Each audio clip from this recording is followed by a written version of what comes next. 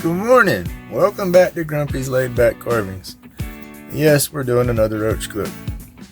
Today is going to be number 1 of 3. I have 3 blanks that have these colors.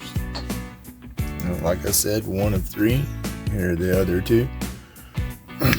So, not sure if I'm going to make this one stand up, or if I'm going to round off the end, or if I'm even going to add a dab tool.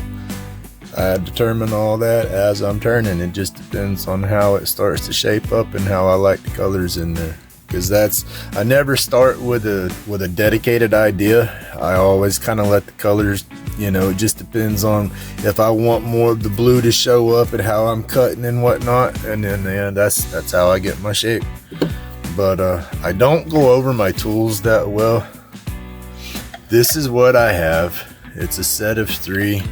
They're just basic Amazon carbide tip tools, replaceable tips.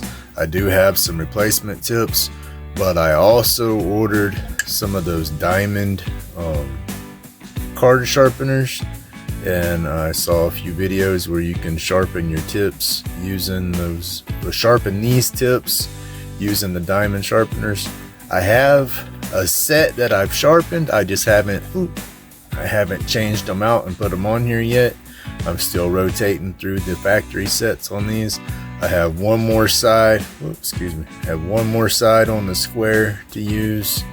Of course, rotate the tip on the triangle here for the cut or the point, the detail, whatever you want to call this one. I get the little fine detail in my lines with it.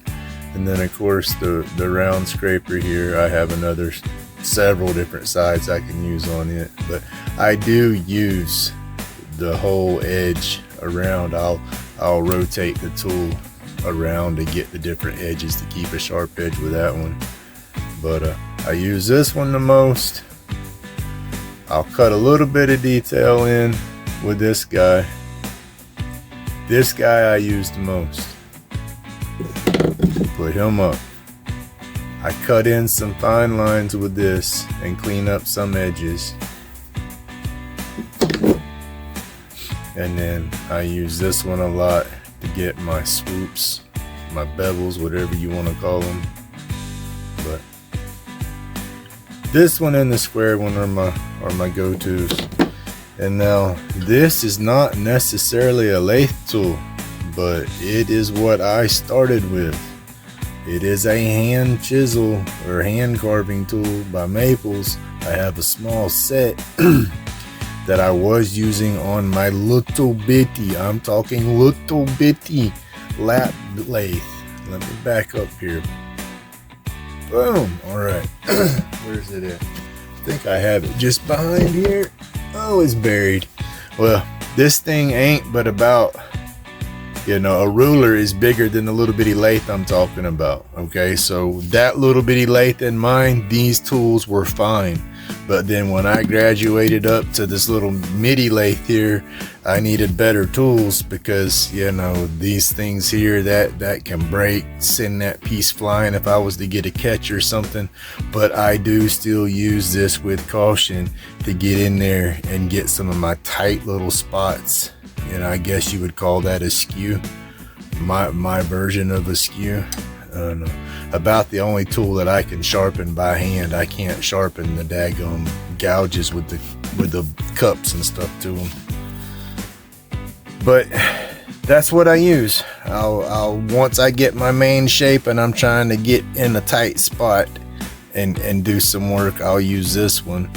And then other than that, this is my go-to. I use this to knock everything down. Boop. Use that to knock everything down and get my blank back around.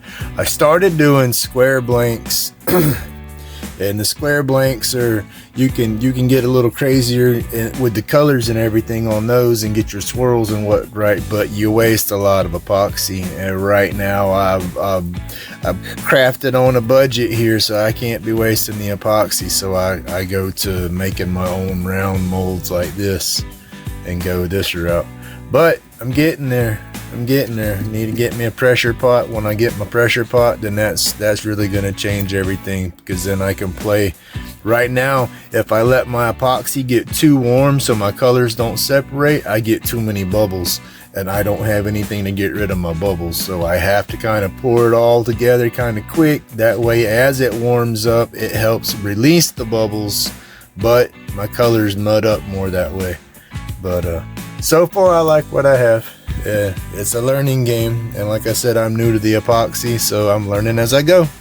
And if you're still subscribed or you're new to the channel, please subscribe. Throw me some likes out there.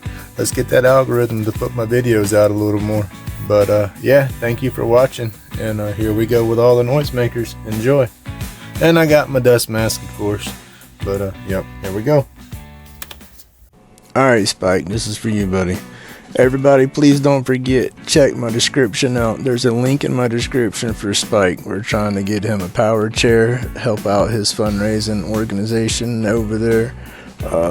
Go into the link, click it, check out his story, all that good stuff. If you can't donate, please just share the link. That helps out just as well.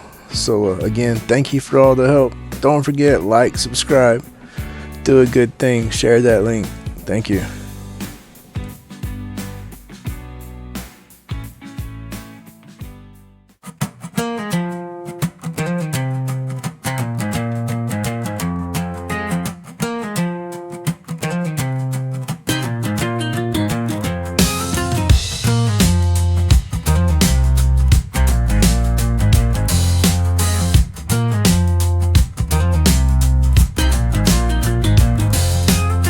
Clouds rise in the workshop haze, Grumpy's hands on the lathe these days. Epoxy dreams in swirling streams, colors like aliens watching the schemes.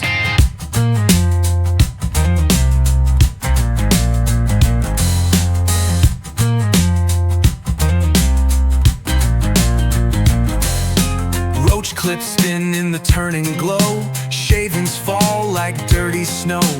Wood and resin in a cosmic blend, the grind never stops, it'll never end. Like and subscribe, come along with me on this ride of grit and debris. Smoke my medication rolled so tight, workshops rocking under the light.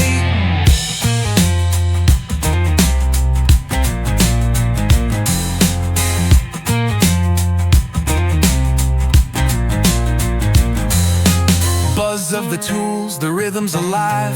Lathes hums, got a pulse to drive. Alien shades dripping off the grain. Chaos is beauty, born of pain.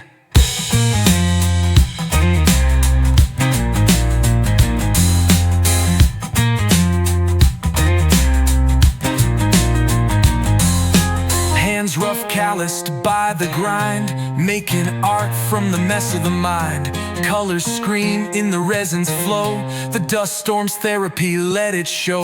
Like and subscribe, come along with me on this ride of grit and debris. Smoke my medication rolled so tight, workshops rocking under the light.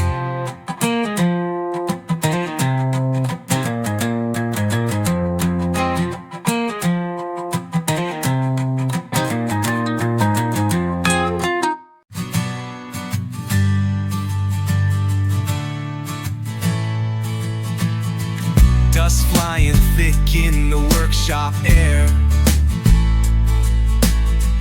lathe spinning loud, don't you dare stare. Epoxy drips in colors so wild, aliens laughing like a curious child.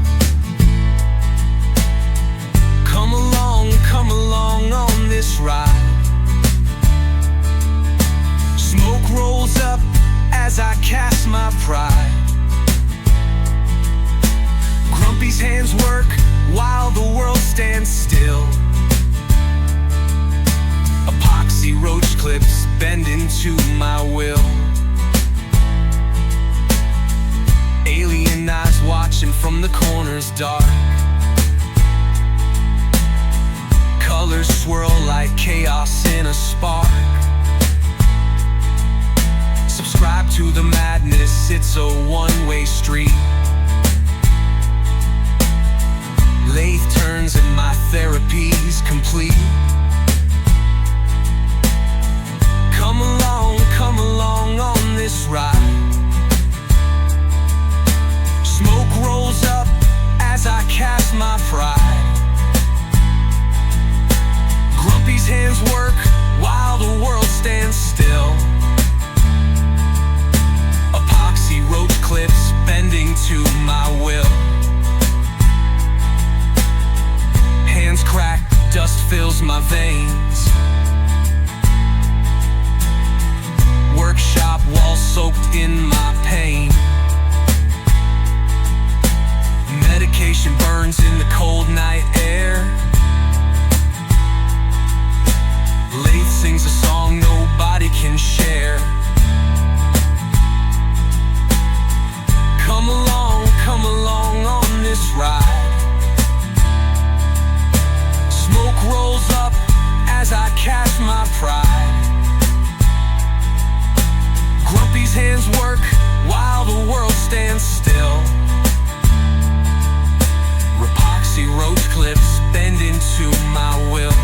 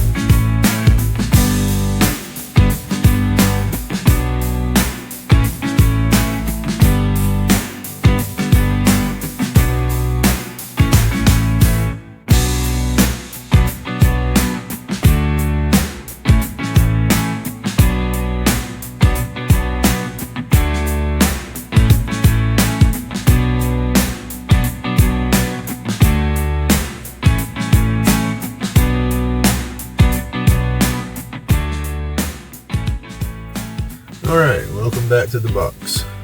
We're going to finish up this clip. Let's see, get my string ready. 1 pull, 2 pull, and 3 pull. Wow, knocked up right off the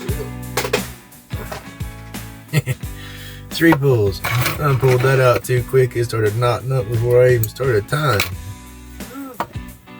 Alright, let's get our clip out here. Gotta go through, clean everything up in here. We got some fine epoxy dust everywhere.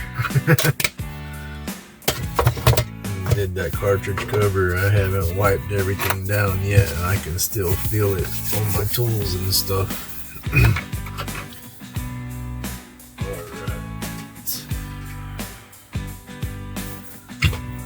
Alright, how's everybody doing? I hope we're all well. Let's see. Yeah, take round that through there a little bit. Helps open that up. And then we lay it on there like so.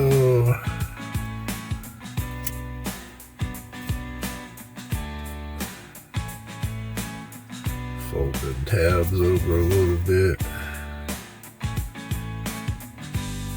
And I kind of tweak it from side to side.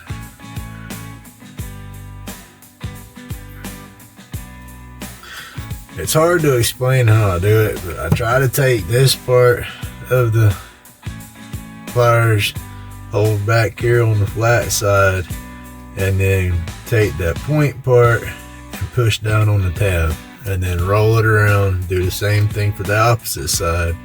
Hold it down back, up on my live screen, and then try to pinch that tab. But it's real hard to do this and do it on camera.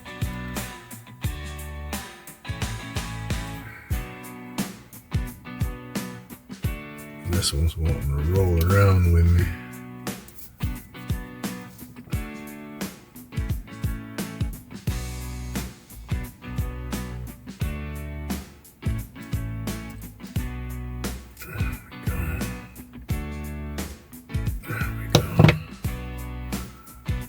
Better.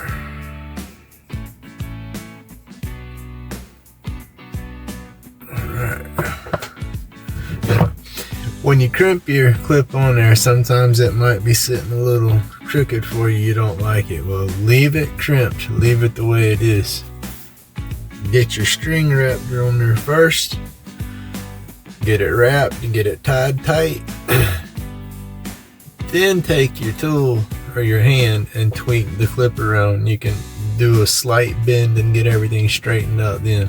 Right now, you go to tweaking and trying to bend it, you're just going to undo where you've got it crimped.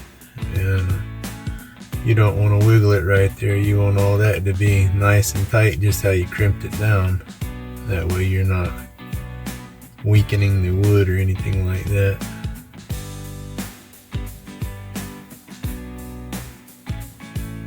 Again, you gotta get so many wraps around. You get so many wraps on there, and you can take off with it like this and just work yourself down. As you work your way down, and you just wrap that little tail.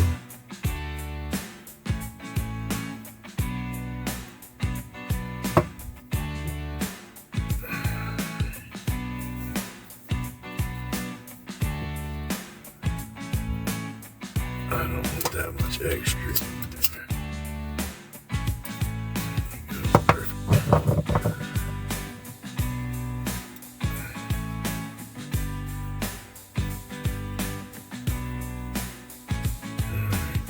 And wrap it off my finger. Alright. And then once you got that little tail going down there, you can just start wrapping away.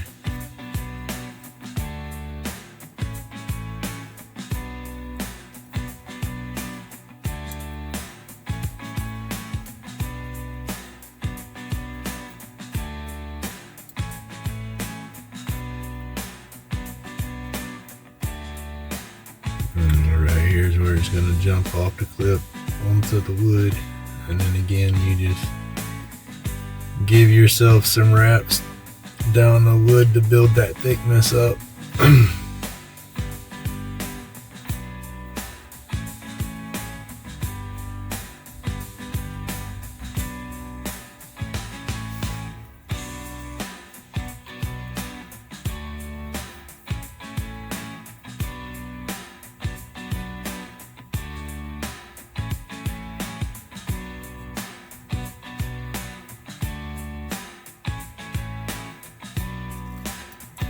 Once you think you got that thickness kind of close, then start working your way back up the stick, and you can find out because it'll blend in, but you might need to bump back down to get her built up good.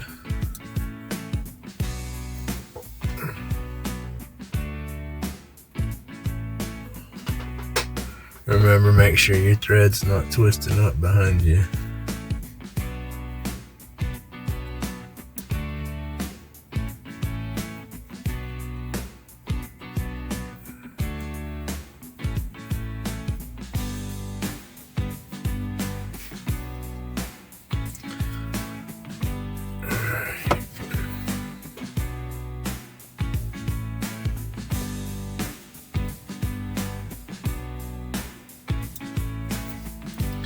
Remember, don't wrap this part too tight. Not yet anyway.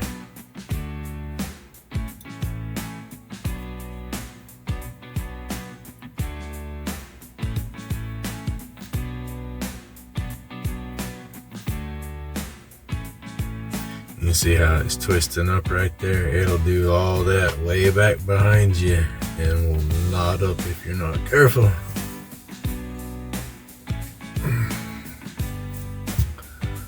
I know I say that and watch your tension right here, because that's what always gets me. That's my mistakes. I either crimp it too tight and booger the stick, or wrap this too tight, or my line knots up.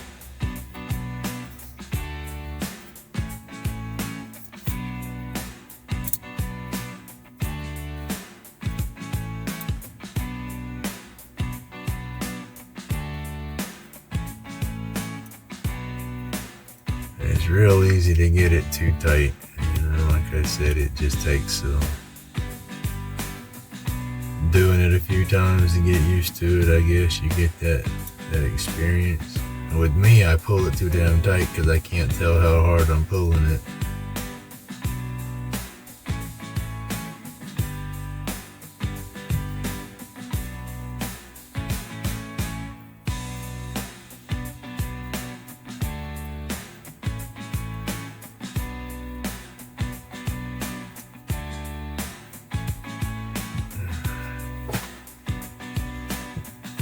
Alright.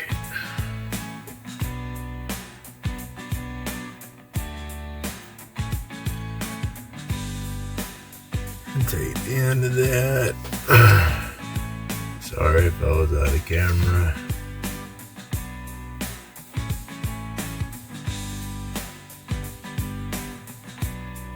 Get through there.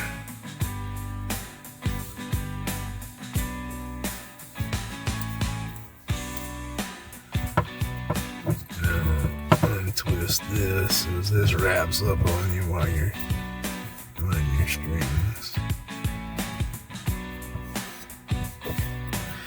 And hopefully I didn't do it. Oh, that's good. I didn't do it too tight.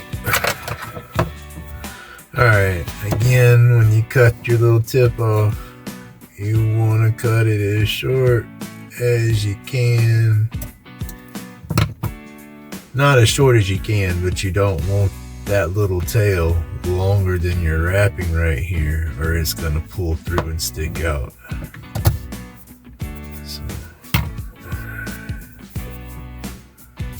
that's my extra. String didn't break. Good and tight. See, now you can tweak it around if you want it.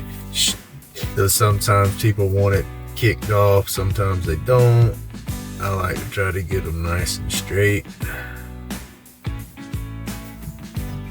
And there you go. I really like the color in this one, the way it came out this time. I wish it would have stayed separate like I poured it, but it still came out to a decent blend. Alright, when I was doing the initial run on the lathe, I was getting my colors all mixed up. I got that aquamarine in there. I got that golden blue, as it calls it. And I put some of the glow blue in with the golden blue. And then I mixed up some of the blackish green. And it's really hard. You don't really see all them colors in there. The blackish green and the aquamarine, they kind of blended together. And then this blue and the glow blue kind of separated. The glow stuff is a different glow pigment than what I'm used to using. This stuff is the powder is more coarse than my other glow pigment. The other glow pigment I got, it's almost identical to the regular powder here, but this is a little heavier. And so when I set my molds are up and down like this in my little mold deal when I pour it, and I poured the dark green, the green black, I poured that in there first. Then I poured the glow blue. Then I poured the aquamarine. Then I poured the black, the blue. I kind of staggered them around, kind of layered them in there. And then I done it too soon. The epoxy wasn't close enough to curing, so they kind of mudded up. And then, like I said, the heavier sunk to the bottom. So you'll see when we light it up, all the glow is down here. It glows a little bit up here, but most of it's down there. But yep, I'm babbling. That's part of Grumpy. You gotta like to babble, or you just don't watch, or you click through, one of the two. Hopefully you're watching. I'd really appreciate if you're watching through. But yeah, oh, it's been one of them days.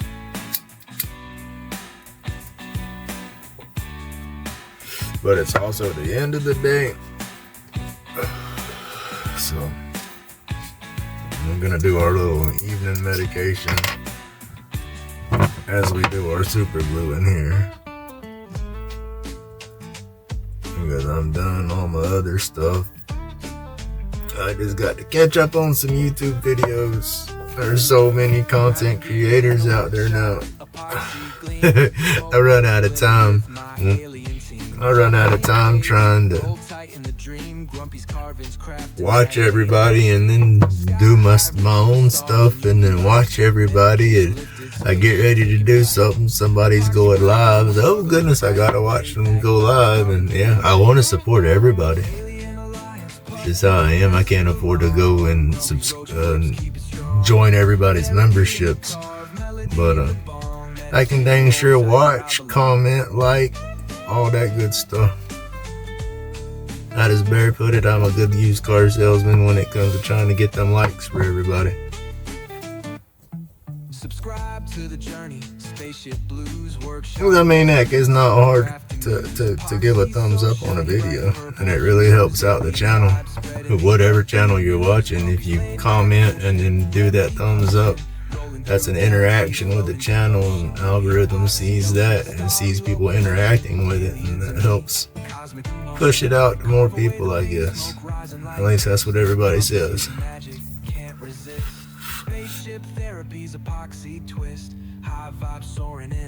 I would love for everybody to see my videos, but if they don't, they don't. I'm not gonna lie, I do want to build up the subscription, the subscriber base to where I can monetize eventually. That would be awesome. But I don't feel I'm gonna get rich or anything like that. But would be cool to be able to pay for my supplies and burrs and bits and whatnot. That would be an awesome deal. I mainly play with the videos because it helps me stay busy. Yeah, I'm dang sure staying busy. Epoxy so shiny, bright purple hues, alien vibes spreading the upbeat news. I also have some anxieties and stuff, and I guess this video stuff kind of helps with that too. I really don't like people that much no more. I mean, I do, but I don't. I sit here at home. I don't get out and go out and about no more unless I'm going to the store, mainly to the doctors or to the dispensary for my meds. I don't do a lot of grocery shopping and stuff much no more. I don't like all the big crowds.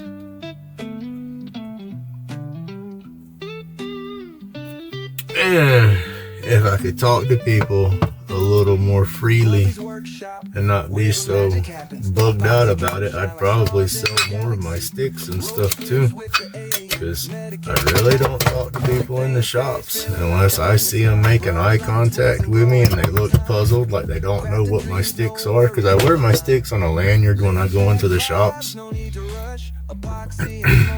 And like I said, I don't I don't go in there soliciting sales. I just walk in there wearing them like they're a necklace. And then when people look at me and start asking me about it, then I kind of break out of my shell and talk to them a little bit. But I can feel my face flushing. I'll turn red. I feel my blood pressure go up because my head wants to start sweating. Yeah, I'm just, when I say Grumpy's batshit crazy, Grumpy's batshit crazy. But that's Grumpy. But hey, that's another stick done too. It looks good.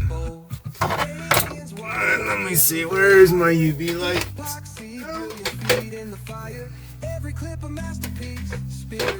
I was putting off the heater to sleep. So I'll turn off all the lights. Alright. I'm gonna edit a bunch of this because I've been babbling on crazy. See, right now, I know the camera is picking up all the ultraviolet light real bad, but you can see the glow pigment. It separates in the epoxy, and it's cool looking at it under the light. It almost looks kind of galactic, and then boom, there's the glow. Like I said, most of where's my finger? Right here. That's the bottom of the mold when I'm pouring them. You know, this up here that's not glowing, that's the top side of it. And like I said, that new glow pigment is that aluminum oxide mix stuff, so it's heavier than the other pigment. And so yeah, it all sunk to the bottom. But I'm learning I will not order that again. I do like it. It's extremely bright. It's way brighter than the other pigment I have. That's some of the reasons I wanted it. I wanted something a lot brighter. And then this one here, your regular light in your room will almost charge it up and make it glow like a regular glow in the dark paint or something. My other glow pigments, it has to be a UV light or the sun to charge it. It won't charge by regular light. It's got to have a UV content to it, or UV index to it. Yeah, that's pretty cool. Alright, and this one is all blue instead of green, so it's got that blue glow to it. It's awesome. Alright.